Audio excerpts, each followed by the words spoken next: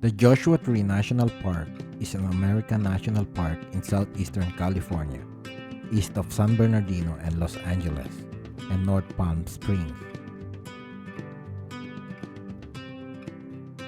It is named after the Joshua trees native to the Mojave Desert.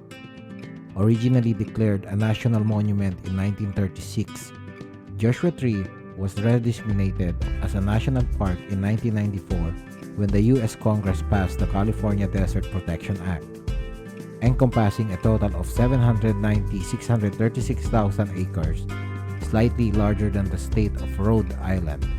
The park includes 690,000 acres of designated wilderness. The park includes parts of two deserts, each an ecosystem whose characteristics are determined primarily by elevation: the higher Mojave Desert and the lower Colorado Desert. The Little San Bernardino Mountains traverse the southwest edge of the park.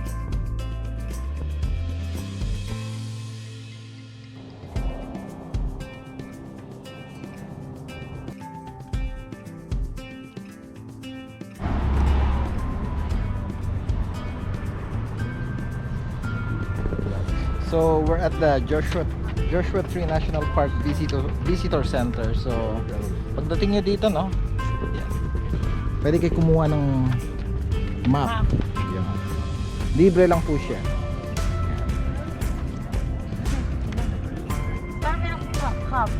Pag nawala ka, Ethel. There are tons of places to visit and things to do in the park. There are campgrounds nestled into craggy rocks, hiking trails that pass by the desert oasis, and of course, the titular Joshua trees jutting up everywhere you look. Unmanned aircraft pose a safety hazard to the visitors, staff, and wildlife in the park, so drone flight is prohibited. Across the street, you'll find the Coyote Corner store, a great place to get souvenirs as a memento of your trip to Joshua Tree National Park, and a gift or souvenir for a friend or two. I suggest you stop by before exploring the park.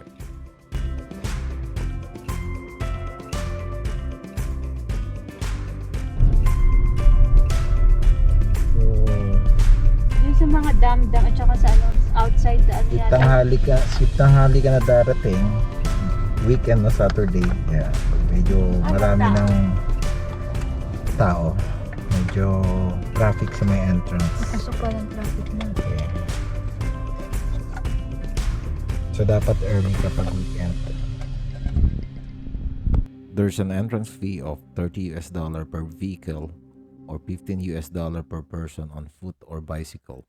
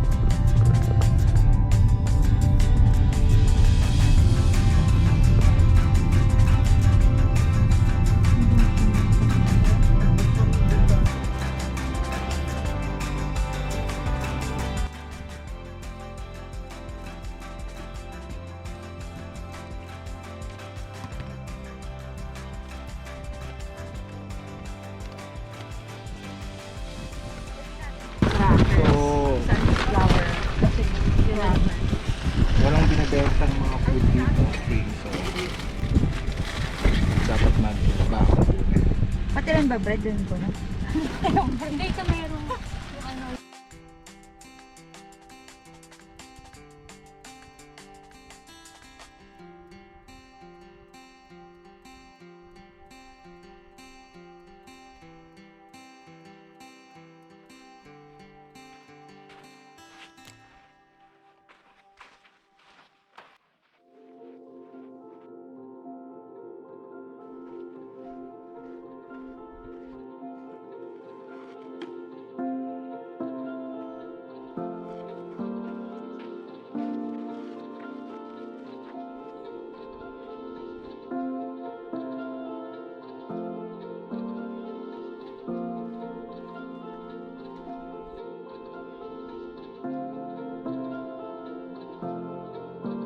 With nearly 800,000 acres of mystical beauty, Joshua Tree National Park is undoubtedly one of the world's most incredible natural desert treasures.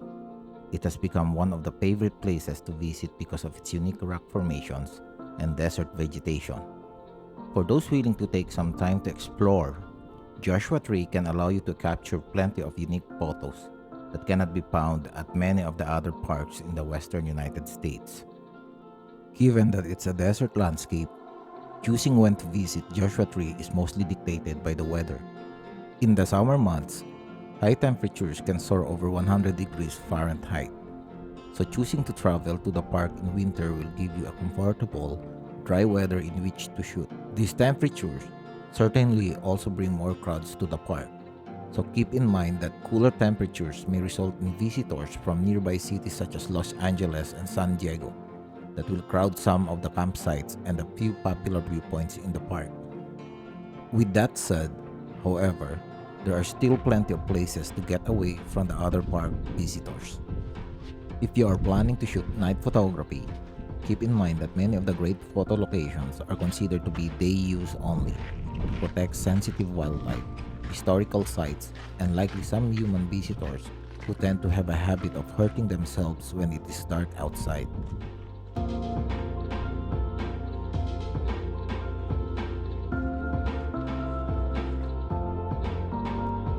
Barker Dam Loop visits a small foreign-looking reservoir within the wonderland of rocks in Joshua Tree National Park.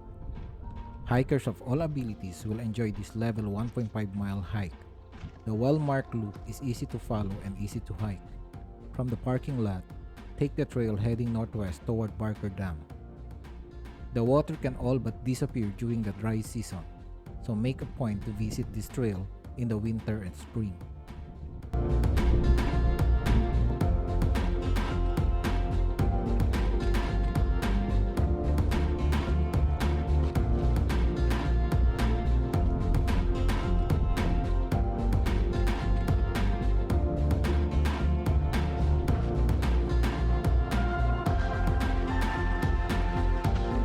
On the dark desert highway, cool wind on my head.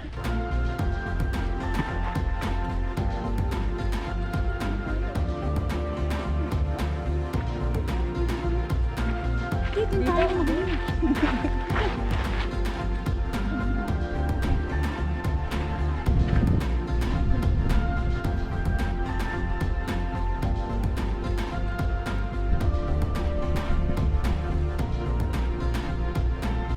This is how a young Joshua Tree looks like.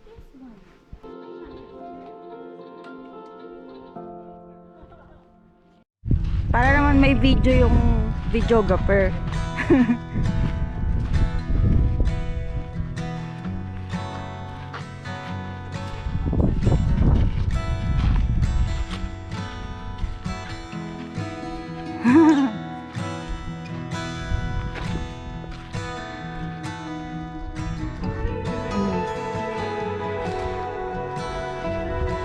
Ano yung tree? Ganun siya, tapos may black. Ano? Parang pinya sa gitna. White pineapple na meron.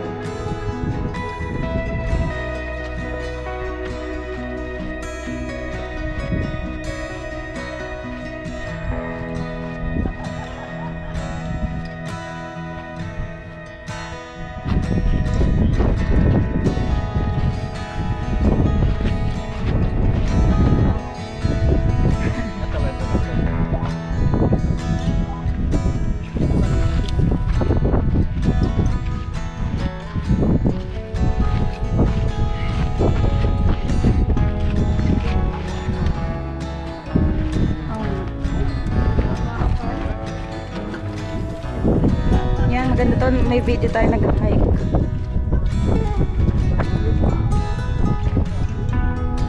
Ay, wow.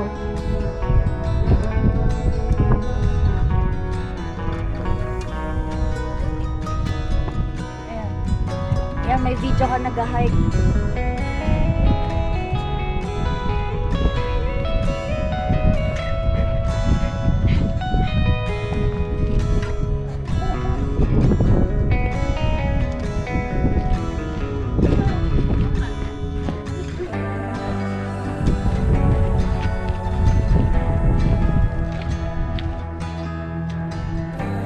Saan tayo? Sige, meron. Sige, dito tayo kumain. Nasa?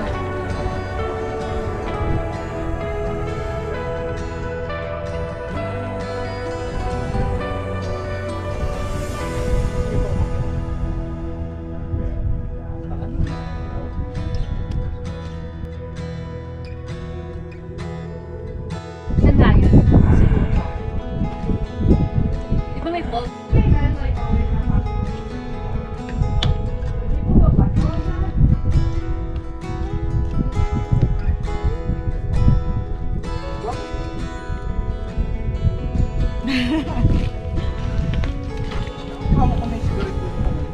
Yes.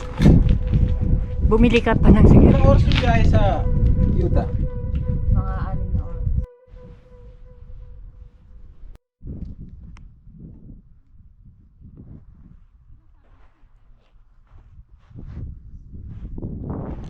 So, naliligaw tayo na. So, akala namin yung end ng trail yung parking lot na pinagparkingan ng sasakyan namin kanina. So, naliligaw po kami, no? So, sinusundan na lang namin yung main street. Ah!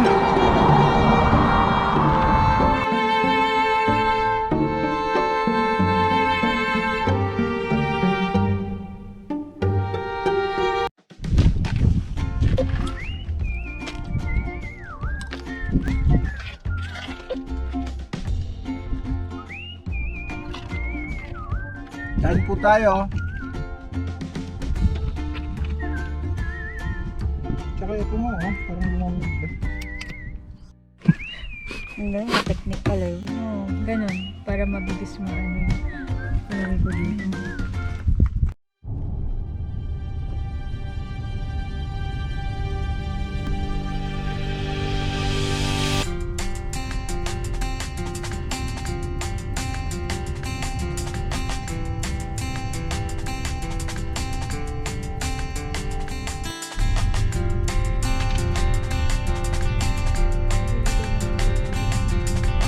Yan yung hirap dito sa mga national parks.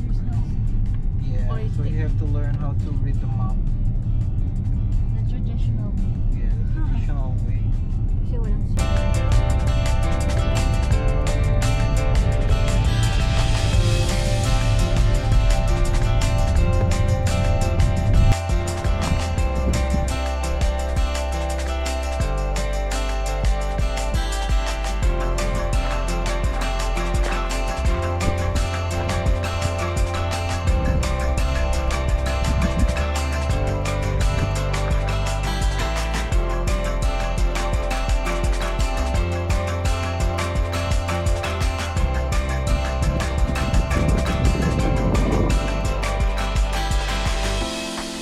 Skull Rock is an iconic boulder in Joshua Tree National Park that bears resemblance to a human skull.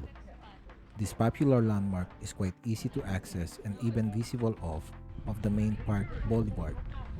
Those hoping to get an up-close view of the rock can park either at the Live Oak picnic area or Jumbo Rocks campground and walk less than a half mile to it. Arch Rock is one of the most famous and heavily photographed destinations in Joshua Tree National Park. It is a roughly 30-feet natural arch located near the White Tank campground. The hike to the arch leads visitors through a labyrinth of cool rock formation leading up to the arch itself.